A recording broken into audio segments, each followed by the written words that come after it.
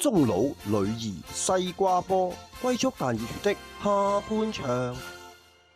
一則訊息喚醒了沉寂已久的中學足球群組。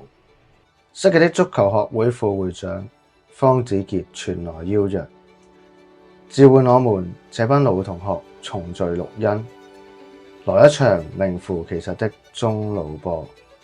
球賽未踢，回憶先至。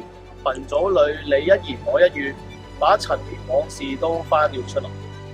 當年的球王楊志樂已成骨灰級名宿，而那時風流自信的球門羅偉邦，如今已是3個孩子的爸。眉宇間的輕笑換上了略帶疲憊的沉穩。人近中年，總愛回望。一來往事堆積如山，二來從前輕而易舉的事，如今做來格外費勁啊！昔日的足球男神何文俊，在群裏笑談近況，自覺場上變速爆發，依然凌厲。回看錄像，竟似加利仔慢跑。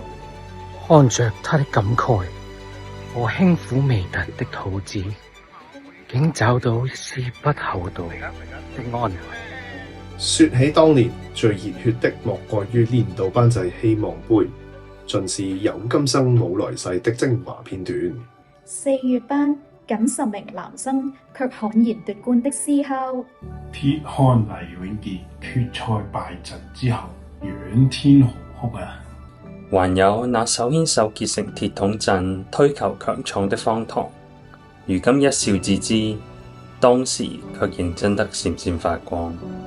畢業於30載，今重踏球場，我們決定不讓回憶只鎖在心下。架起數部攝錄機，奢侈地把自己當一回球星，要將英姿悉數收錄。這麼珍貴的錄像，日後定要配上黃興貴式的激昂評述，反覆重溫。這才是我們這群中老的早拍慢播。然而鏡頭冰冷，裝不下溫度。青春的餘溫，終須親回故地觸碰。前陣子母校110週年校慶，我牽着剛滿6歲的女兒回去，在數度翻新的空間裏，拼命搜尋往日的蹤跡。走到紅磚球場，我蹲下身，興奮地指着地面告訴他：看，這裏灑滿了爸爸青春的汗水。還煞有介紹地解釋，當年踢的叫做西瓜波。那種紅白相間的膠球上，有個如西瓜柄般突出的啤口。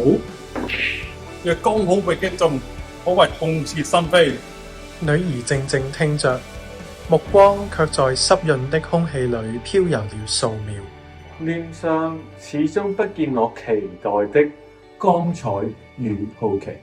片刻，他輕輕拉了拉我的手，帶點猶豫地開口：爸爸，我有點餓，可以去 canteen 嗎？果然，往事也得挑人訴說。離開前，我又回望了一眼，晨雨剛歇，陽光正在蒸發球場上的水跡。當汗水隨雨水被時間蒸乾，女兒正奔赴屬於她的球場，而我退守於記憶的人牆內，竟渴望再被西瓜波的啤口擊中，重溫那份遙遠的場堂。